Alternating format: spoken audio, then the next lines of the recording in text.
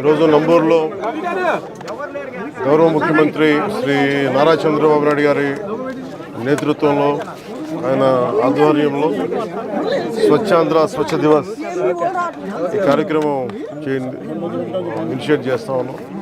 అంటే ప్రతి నెల 3వ శనివారంలో చెత్త లేకుండా మన పరిసరాలని పరిశుభ్రంగా ఉంచుకోవడం ఎలాగనేది నిన్న క్యాబినెట్లో చేసి వెంటనే ఈ రోజున ముందుకు తీసుకెళ్ళాను. అంటే శుభ్రత అంటే ముఖ్యంగా మనకి కరోనా లాంటి పరిస్థితులు వచ్చినప్పుడు శుభ్రత ఎంత అవసరం అనేది మహమ్మారులు వచ్చినప్పుడు అర్థమవుతూ ఉంటుంది. ఒకవైపు 2047లో అద్భుతంగా భారతదేశం ముందుకెళ్ళాలి, ఆంధ్రప్రదేశ్ ఎదగాలనుకున్న దాంట్లో చాలా కీలకమైంది పరిశుభ్రత. ఆ పరిశుభ్రత అనేది కల్చర్ అవ్వాలనేది ముఖ్యమంత్రి గారి ఆలోచన.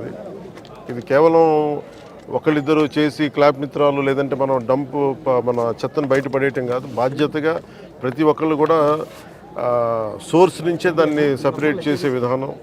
అలాగే ఎక్కడ పడితే అక్కడ ఈరోజు ప్రారంభించేది అద్భుతాలు వెంటనే జరిగిపోతాయి, 24 గంటల్లో జరిగిపోతాయని కాదు, కానీ దీన్ని ఆధారం చేసుకొని దీన్ని ఒక ప్రేరణగా తీసుకొని భవిష్యత్తులో ఈ కల్చర్ అవ్వాలి పిల్లలకు కూడా, ఇది భవిష్యత్ తరాలకు కూడా సదుద్దేశంతో ఈ రోజున గౌరవ ముఖ్యమంత్రి గారు దీన్ని ఇనిషియేట్ చేశారు. ఇది మేమందరం కూడా ఆ కార్యక్రమంలో ఈ రోజున ఇక్కడికి నంబూరుకి వచ్చాను. నేను కూడా మంత్రివర్యులు ఇది అక్టోబర్ 2 గాంధీ జయంతి దాకా దీన్ని ముందుకు తీసుకెళ్తాం స్పెషల్ డ్రైవ్ కింద.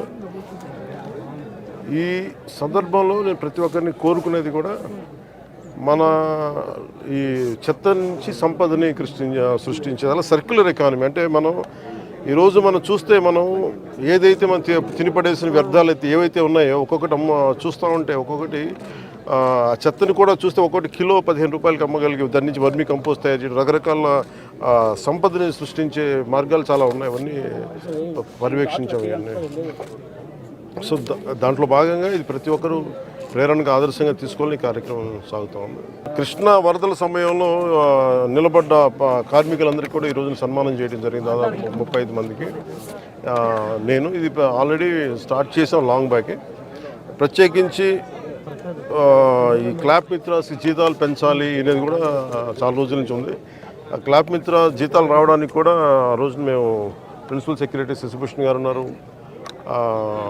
మొత్తం వీళ్ళందరి దగ్గర నుంచి తీసుకొని ముందుకు తీసుకెళ్ళి క్లాప్ మిత్ర సకాలంలో జీతాలు గత ప్రభుత్వంలో బకాయిలు ఉన్న జీతాలను కూడా వెంటనే చెల్లించడం జరిగింది. అలాగే నా దృష్టికి తీసుకొచ్చింది ఎంపీడీఓ గారు కానీ మిగతా ఉన్నతాధికారులు ప్రతి ఒక్కరు కూడా వాళ్ళ జీతాలు పెంచాలనే ఒక ఇది ఉందని రిక్వెస్ట్ ఉందని అడుగుతా ఉన్నారు. దాన్ని ఖచ్చితంగా పరిశీలిస్తామని చెప్తాం. పారిశుద్ధ్య కార్మికులకి చాలామంది ఇంకా టెంపరీగా చేస్తున్నారు, చాలా ఇబ్బందులు పడుతున్నారు. మురుగు కలెక్ట్ చేయడం అనేది మనం జనరల్గా పబ్లిక్ అసలు ఆలోచించడానికి ఇష్టపడరు. అలాంటి మురుగును వాళ్ళు డైలీ కలెక్ట్ చేసి గ్రామాలు చూపుతున్నారు. వాళ్ళ సమస్యల పరిష్కారం విధంగా ప్రత్యేకించి ఇది నాకు పంచాయతీరాజ్ స్థాయిలో వచ్చేయని నేను చేయగలుగుతాను. తర్వాత క్యాబినెట్లో ఒకసారి దీని మీద అంటే ఒకసారి క్షేత్రస్థాయిలో పరిశీలించాలి. ఇది అంటే క్షేత్రస్థాయిలో ఒక పరిశీలించి ఇప్పుడు వచ్చి కూర్చొని అంటే కొన్నిసార్లు పనులు చేసేటప్పుడు దాని పర్యవేక్షణ, అలాగే నాకు కొంత క్షేత్రస్థాయి పరిశీలన అవగాహన, దాని మీద ఒక పరిష్కారాలకు మనం బలంగా వెళ్ళచ్చు. దీనికి కొంత మోటివేషన్తో చేయాలి. ఇది మీరు అన్నది చాలా సబబు. అది అంటే అది మిగతా వాళ్ళు ఎవరు వెళ్ళలేంది మనం చెయ్యాలి అనేది మనం వదిలేస్తాం. కొంచెం అది దాన్ని ఎట్లా కరెక్ట్ చేయాలని ఆలోచన ఉంది. ఖచ్చితంగా దాన్ని తీసుకెళ్తాం. ఒక నిమిషం, ఇందాక నేను చెప్పిన దాంట్లో కూడా అదే ఉంది. అంటే ఒకటి ఇక్కడ దాకా తీసుకురావడం, ఒకటి ఉదాహరణకి నాకు చిన్నప్పుడు ఇళ్లలోనే మాకు ఉల్లిపాయ ఉన్న కోడిగుడ్డు చెత్త ఉన్న దాన్ని తీసుకెళ్ళి మేము రోజా కుండీలు వేసేవాళ్ళం. సో అంటే అది సహజంగా ఉండే తిరిగి రివైవ్ చేయాలి. అది కొత్తగా ఉన్నది కాదు, కానీ అలా కాకుండా కొంచెం దీన్ని సైంటిఫిక్గా మెథాడికల్గా చేయాలంటే అది కూడా అట్ సోర్సు ఇళ్లలోనే కొంత వ్యర్థాలను తగ్గించేలాగా. అలాగే హాస్పిటల్ నుంచి వచ్చేది ప్రత్యేకించింది, అది పొల్యూషన్ కంట్రోల్ బోర్డు అధికారులతో కూడా మాట్లాడాను ఈ మధ్యన. అది కొన్ని హాస్పిటల్స్లో కూడా దానికి కొంత రెగ్యులేషన్ చేయాలి, కొంచెం రెగ్యులేట్ చేయాలి. వాళ్ళు అందరూ డంప్ చేస్తున్నారా అంటే ముఖ్యంగా హాస్పిటల్ హెజార్డస్ వేస్ట్ బయటికి రాకూడదు. అది ఎంత వస్తున్నాయనేది అది కూడా ఒక దృష్టిలో ఉంది.